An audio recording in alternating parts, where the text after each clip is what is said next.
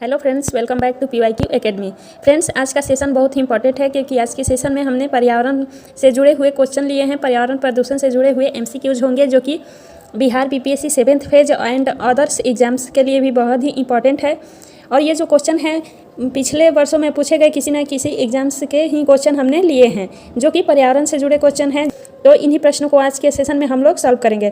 Friends, अगर आप channel पर नए हैं तो चैनल को सब्सक्राइब करके चैनल के साथ जुड़ सकते हैं और अपने दोस्तों में भी इसे अधिक से अधिक शेयर करें। तो आज का पहला क्वेश्चन देखते हैं। आज का पहला क्वेश्चन है, निम्नलिखित में से कौन द्वितीयक प्रदूषक है? द्वितीयक प्रदूषक कौन है? ऑप्शन है smog, carbon dioxide, carbon monoxide या फिर फ्लाई ऐश। तो यहाँ जो द्वितीयक प्रदूषक है यह स्मॉग होगा। ऑप्शन नंबर ए राइट है। स्मॉग को द्वितीयक प्रदूषक के रूप में जानते हैं। नेक्स्ट क्वेश्चन देखते हैं। क्वेश्चन नंबर 2 है, निम्नलिखित में से कौन जैव अपघटनीय प्रदूषक है? तो जैव अपघटनीय प्रदूषक कौन है? सीवेज, एस्बेस्टस, प्लास्टिक या फिर पॉलीथीन। सीवेज को हम लोग जैव अपघटनीय प्रदूषक के रूप में जानते हैं। ऑप्शन नंबर ए राइट है। फ्रेंड्स, आप देख रहे होंगे EPPCS से 2016 का क्वेश्चन है, UPPCS से लिया गया है। अगला क्वेश्चन है, कोयला, पेट्रोल, डीजल आदि का दहन मूल स्रोत है। कोयला, पेट्रोल और डीजल आदि का दहन का मूल स्रोत क्या है? जल प्रदूषण का, भू प्रदूषण का, वायु प्रदूषण का या फिर ध्वनि प्रदूषण का? तो कोयला, पेट्रोल, डीजल आदि वायु प्रदूषण का दहन मूल स्रोत है। ऑप्शन नंबर सी राइट है, वायु प्रदूषण होगा। क्वेश्चन नंबर 4 है, निम्नलिखित में से कौन सा वायु प्रदूषक ऑक्सीजन की अपेक्षा अधिक शीघ्रता से रक्त के हीमोग्लोबिन में घुल जाता है? तो कौन सा ऐसा वायु प्रदूषक है जो ऑक्सीजन की अपेक्षा बहुत शीघ्रता से रक्त के हीमोग्लोबिन में घुल जाएगा?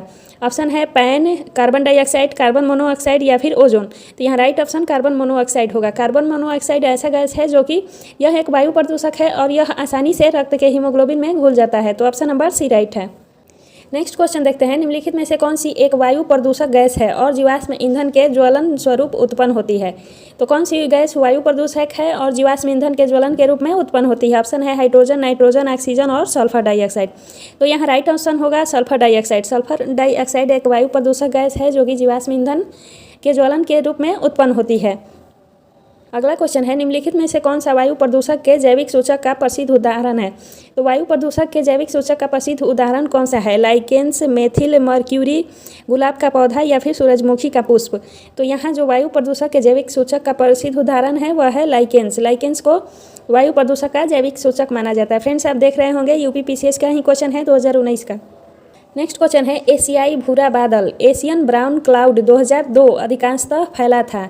तो एशियन ब्राउन क्लाउड जो 2002 में फैला था यह कहाँ पर फैला था? पूर्वी एशिया में, दक्षिण पूर्व एशिया में, दक्षिण एशिया में या फिर पश्चिम एशिया में? तो एशियाई भूरा बादल जिसे एशियन ब्राउन क्लाउड कहा जाता है यह दक्षिण एशिया में फैला हुआ था। ऑप्शन नंबर सी राइट है, दक्षिण एशिया। याद रखिएगा दोस्तों, बहुत ही इंपॉर्टेंट क्वेश्चन है। अगला क्वेश्चन देखते हैं, प्रदूषण युक्त वायुमंडल को निम्न में किसके द्वारा स्वच्छ किया जाता है? तो प्रदूषण युक्त वायुमंडल को किसके द्वारा हम लोग स्वच्छ करेंगे? ऑक्सीजन, वर्षा, नाइट्रोजन या फिर हवा? तो प्रदूषण युक्त वायुमंडल को वर्षा के द्वारा स्वच्छ किया जाता है, यानी कि वर्षा होती है तो वायुमंडल में जो प्रदूषण फैला होता है वह सभी धुल जाता है, इसलिए ऑप्शन नंबर बी सही है। फ्रेंड्स, ये जो क्वेश्चन है यह UP, UDA और LDA 2013 का क्वेश्चन है। अगला क्वेश्चन देखते हैं, वाहनों में उत्सर्जित कार्बन मोनोऑक्साइड को कार्बन डाइऑक्साइड में परिवर्तित करने वाली उत्प्रेरक परिवर्तन की सिरेमिक डिस्क किससे स्तरित होती है? वाहनों में जो उत्सर्जित कार्बन मोनोऑक्साइड गैस होती है यह कार्बन डाइऑक्साइड में परिवर्तित करने वाली उत्प्रेरक परिवर्तन की सिरेमिक डिस्क किससे स्तरित होती है? तो ऑप्शन है चांदी, स्वर्ण, तांबा और पैलेडियम। तो यहाँ राइट ऑप्शन पैलेडियम होगा। पैलेडियम से कार्बन मोनोऑक्साइड कार्बन डाइऑक्साइड में परिवर्तित करने वाली उत्प्रेरक सिरेमिक डिस्क से स्तरित होती है। अगला क्वेश्चन है, सिगरेट के धुएं में मुख्य प्रदूषक है। तो सिगरेट के धुएं में मुख्य प्रदूषक कौन सा है? ऑप्शन है कार्बन मोनोऑक्साइड व डाइऑक्सीसिन, कार्बन मोनोऑक्साइड व निकोटीन, कार्बन मोनोऑक्साइड व बेंजीन या फिर डाइऑक्सीसिन व बेंजीन। तो सिगरेट के धुएं में मुख्य प्रदूषक जो है यह कार्बन मोनोऑक्साइड व बेंजीन है। ऑप्शन नंबर सी राइट है। फ्रेंड्स, आप सब देख रहे होंगे ये जो भी हम क्वेश्चन करा रहे हैं किसी न किसी एग्जाम्स में आ चुके हैं ये क्वेश्चन। अभी हमारा जो क्वेश्चन है ये IAS प्री यानी कि प्रीलिम्स में आ चुका है 2020 का। इसमें से क्वेश्चन है, निम्नलिखित में से कौन सा कारण या फिर कारक बेंजीन प्रदूषण उत्पन्न करते हैं? तो कौन सा कारण होगा जो कि बेंजीन प्रदूषण उत्पन्न करेगा?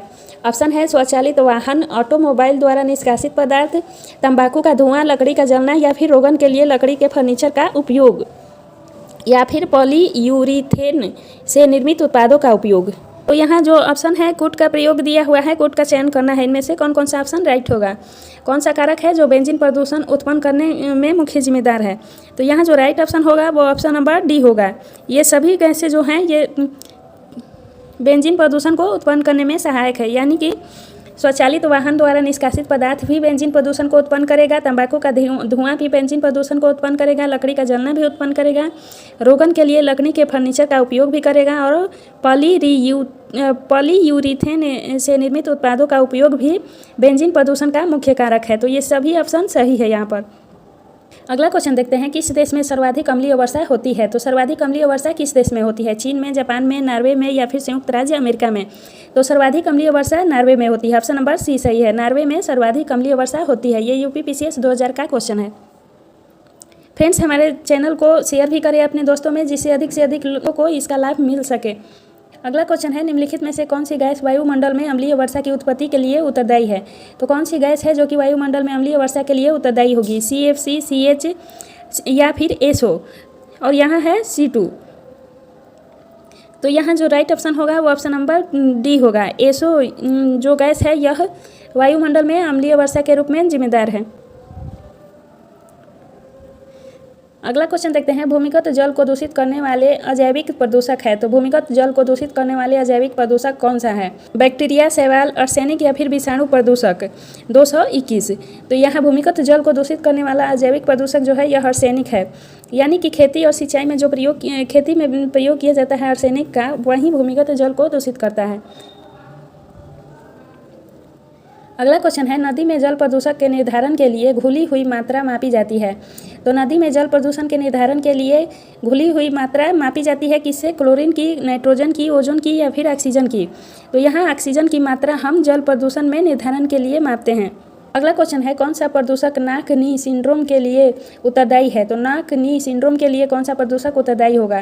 फ्रेंड्स, ये MPPSC 2020 का क्वेश्चन है। ऑप्शन है फ्लोराइड, मयूरी पारा, आर्सेनिक या फिर कैडमियम। तो यहाँ फ्लोराइड जो है यह नाक नी सिंड्रोम के लिए उत्तरदायी गैस है, fluoride. Option number A right है। क्वेश्चन नंबर 18 है, निम्नलिखित में से कौन सा एक भूजल में कमी का कारण नहीं है। तो भूजल में कमी का कारण क्या नहीं है। ये NDA 2020 का क्वेश्चन है। ऑप्शन होगा वन रोपण, वनों की हानि, भूजल को अत्यधिक मात्रा में निकालना या फिर बड़े पैमाने पर कंक्रीट भवनों का निर्माण। तो कौन सा एक ऑप्शन है जो कि भूजल में कमी का कारण नहीं है। तो यहाँ ऑप्शन नंबर एक सही है, वन रोपण भूजल में कमी का कारण नहीं है। इसके अतिरिक्त वनों की हानि, भूजल को अत्यधिक मात्रा में निकालना और बड़े पैमाने पर कंक्रीट भवनों का निर्माण, ये तीनों ही भूजल में कमी के कारण हैं। अगला क्वेश्चन देखते हैं, निम्नलिखित में से कहाँ आर्सेनिक द्वारा जल प्रदूषक सर्वाधिक है। तो कहाँ पर आर्सेनिक द्वारा जल प्रदूषण की सर्वाधिक मात्रा है। हरियाणा में, राजस्थान में, मध्य प्रदेश में या फिर पश्चिम बंगाल में। तो पश्चिम बंगाल में आर्सेनिक द्वारा जल प्रदूषण की मात्रा सर्वाधिक है। ऑप्शन नंबर डी राइट है। याद रखिएगा दोस्तों, बहुत ही इंपॉर्टेंट क्वेश्चन है। अगला क्वेश्चन है, अपने प्रदूषकों के कारण निम्न में से कौन सी नदी जैविक मरुस्थल कहलाती है। तो कौन सी नदी को हम जैविक मरुस्थल के रूप में जानते हैं। ये यूपीपीसीएस 2012 का क्वेश्चन है। ऑप्शन है यमुना, पेरियार, दामोदर या फिर महानदी। तो दामोदर नदी को हम लोग जैविक मरुस्थल के नाम से जानते हैं। ऑप्शन नंबर सी राइट है। अगला क्वेश्चन है, उत्तर प्रदेश की निम्नलिखित नदियों में से कौन सी पर्यावरण प्रदूषण के कारण जैविक आपदा घोषित की गई है। तो उत्तर प्रदेश की किस नदी को जैविक आपदा के रूप में घोषित किया गया है। यूपीपीसीएस 2018 का क्वेश्चन है। ऑप्शन है यमुना, गोमती, सई या फिर ए और बी दोनों। तो यहाँ ऑप्शन नंबर डी राइट है, ए और बी दोनों, यानी कि यमुना और गोमती, इन दोनों नदियों को जैविक आपदा के रूप में घोषित किया गया है, यमुना और गोमती नदी को। फ्रेंड्स, याद रखिएगा, ये क्वेश्चन बहुत ही इंपॉर्टेंट है, स्टार्ट लगा लीजिए इसे। यमुना और गोमती नदी ये दोनों उत्तर प्रदेश की नदियाँ हैं, इन्हें जैविक आपदा के रूप में घोषित किया गया है। अगला क्वेश्चन देखते हैं, सितंबर 2019 में जल शक्ति मंत्रालय द्वारा प्रारंभ की गई ग्रामीण स्वच्छता रणनीति निम्न में से किस अवधि से संबंधित है। तो सितंबर 2019 में जल शक्ति मंत्रालय द्वारा ग्रामीण स्वच्छता रणनीति की योजना चालू की गई है। यह योजना किस अवधि से संबंधित है। 2019 से 34 तक, 2019 से 29 तक, 2019 से 22 तक या फिर 2019 से 24 तक। तो ग्रामीण स्वच्छता रणनीति जो है 2019 से लेकर 2029 तक के लिए संबंधित है। ऑप्शन नंबर बी राइट है।